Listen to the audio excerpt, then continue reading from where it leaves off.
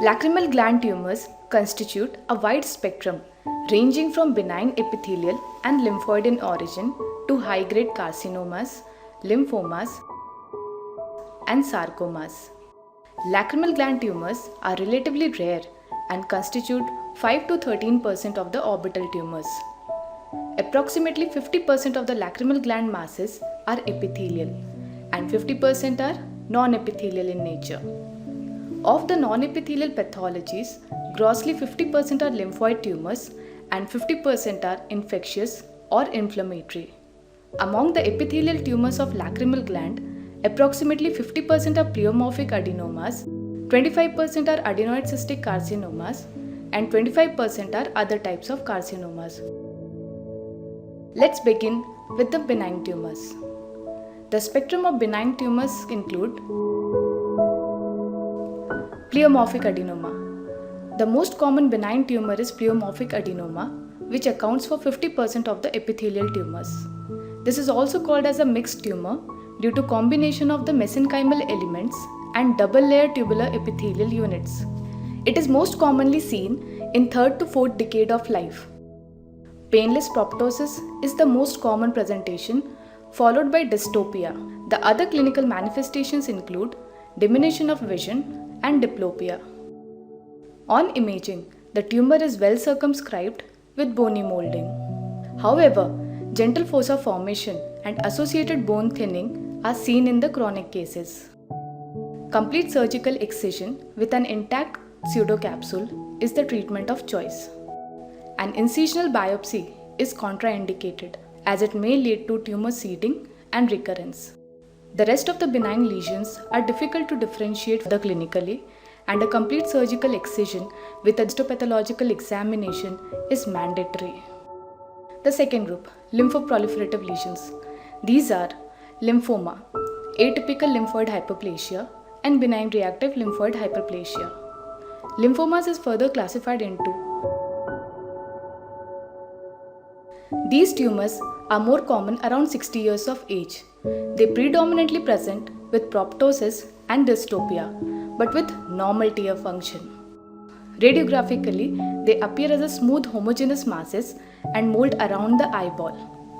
Diagnosis is confirmed by histopathology and immunohistochemistry following a multi-layered incisional biopsy. Bone marrow biopsy and a systemic evaluation are mandatory in these patients. Benign and atypical lymphoid hyperplasia are typically treated with systemic steroids followed by close observation. Lymphoma localized to orbit is treated by low-dose external beam radiotherapy, and if systemic or bilateral, then they are treated with chemotherapy. The next group are mesenchymal tumors. Mesenchymal tumors of lacrimal gland are very rare. These include hemangiopericytoma, solitary fibrous tumor, neurogenic tumors, and sarcomas. Malignant tumor, they progresses very rapidly and presents with dystopia and proptosis. Radiologically, it appears on CT as a non-specific, irregular, mottled soft tissue mass. Benign mesenchymal lesion should be managed by complete surgical resection. In malignant lesions, adjuvant radiotherapy may be required in addition to complete surgical resection. The last group are other malignant tumors. Other malignant tumors can be classified as follows. Adenoid cystic carcinoma is the most common malignant epithelial tumor of the lacrimal gland. It is usually seen around 40 years of age, but can be seen in any age group. Hence, a high index of clinical suspicion is required. It presents with proptosis, ptosis, and inferior dystopia. Unlike other lacrimal gland tumors, pain is the predominant symptom in 30 to 40% of the cases due to perineural invasion and bony infiltration of the tumor.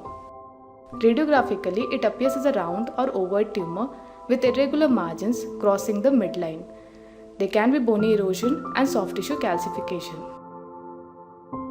Microscopically, 6 histologic patterns are identified, and in order of frequency, they are cribriform pattern, basiloid pattern, sclerosing type, comedocarcinomatous, tubular, and anaplastic. Among these, cribriform pattern has the best prognosis and anaplastic has a grave prognosis.